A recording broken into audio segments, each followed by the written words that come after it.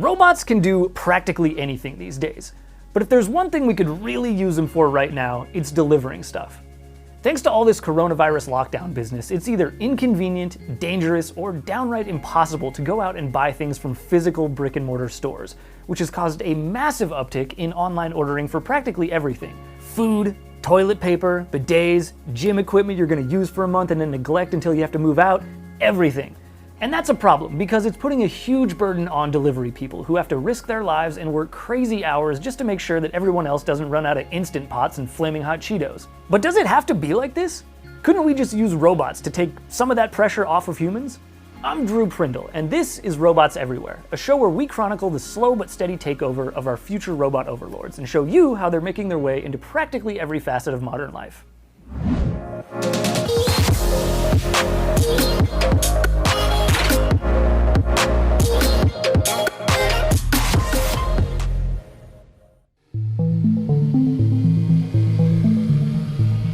Let's start at the top. The holy grail of robotic delivery is arguably drones. There's nothing more sci-fi and futuristic than a sky filled with thousands of flying robots autonomously whizzing to and fro, ferrying packages and passengers from A to B. Unfortunately, we're not quite at that point. I mean, we have the technology, it's just not really everywhere yet. In fact, if you spend any amount of time on the internet at all, you've probably seen delivery drones from some of the companies that are leading the charge in the industry. One of the most high-profile ones is Amazon Prime Air, which is a vertical takeoff and landing drone from Amazon that also kinda looks like a plastic IKEA bed frame that can fly. Then there's Google's Wing Drone, which looks kinda like a dumpy float plane with pontoons glued directly to the wings and is capable of lowering packages down on a little retractable claw. There's also a bunch more from shipping companies like UPS, FedEx, and DHL. Practically every major shipping organization is getting in on the action. Now, before we get any deeper here, I want to take a second to explain why these drones all look so weird. The reason is that they're designed for both vertical takeoff and landing and high-speed forward winged flight.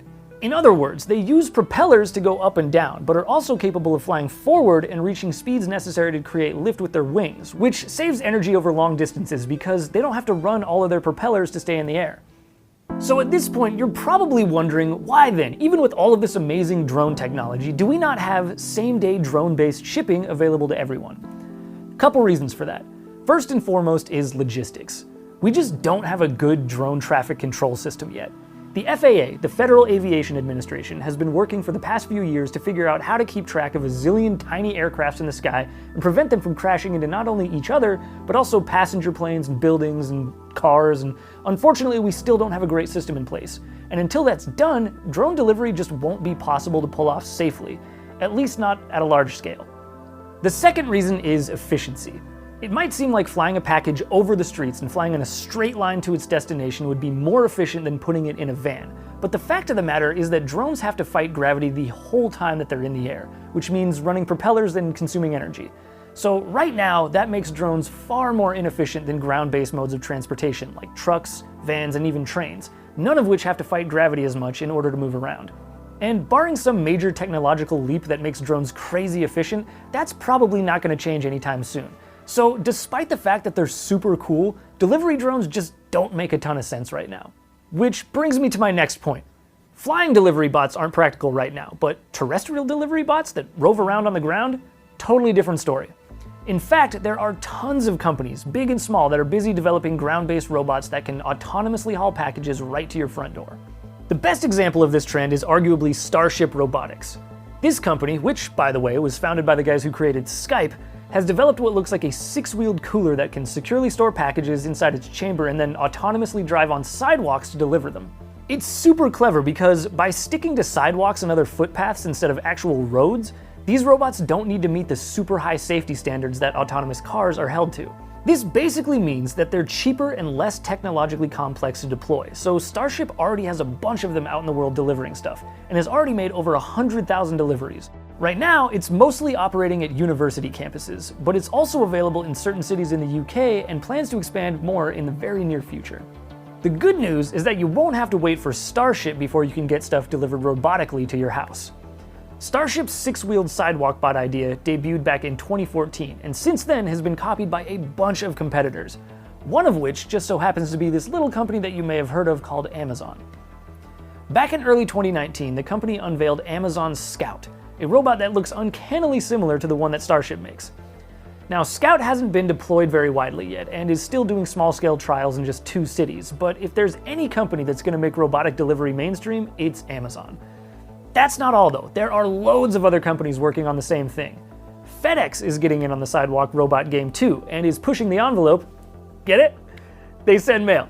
They're pushing the envelope by designing even more advanced robot tech. In 2019, the company launched its Roxo robot, which, in addition to autonomously navigating footpaths, can also climb stairs and deliver stuff directly to your doorstep. If you think that's wild though, just wait until you see what Ford is cooking up. Technically, they didn't develop this robot themselves, but they did toss a bunch of money to this company called Agility Robotics, which has developed a crazy bipedal package delivery bot with articulated hip joints and these weird ostrich-looking legs. Not only can this monster climb stairs and drop off packages, but it can also take that final step and ring your doorbell to let you know.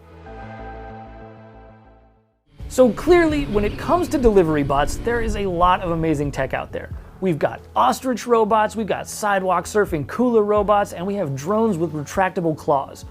All things that seem like they were plucked straight from the pages of a sci-fi novel. But while they're all super impressive and getting more advanced with each passing month, chances are low that any of these delivery methods will become mainstream anytime soon.